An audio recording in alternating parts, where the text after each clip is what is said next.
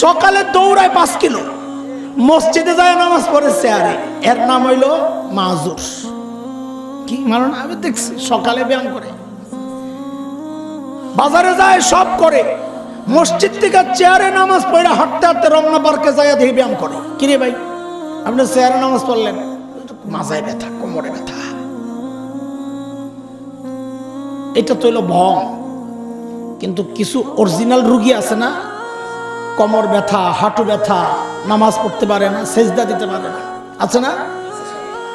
ওই মানুষটাকে জিজ্ঞেস করো, সে যে জমিনে কপাল লাগাইয়া সেজদা করতে পারে না, তার দিলের হালত কি?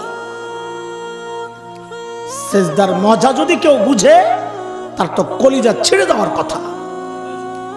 কারণ নবীজি সাল্লাল্লাহু আলাইহি ওয়াসাল্লাম বলেছেন, ইন্না করাবা মা ইয়াকুনুল আবদু মির রাব্বিহি ওয়া হুয়া সাজিদ।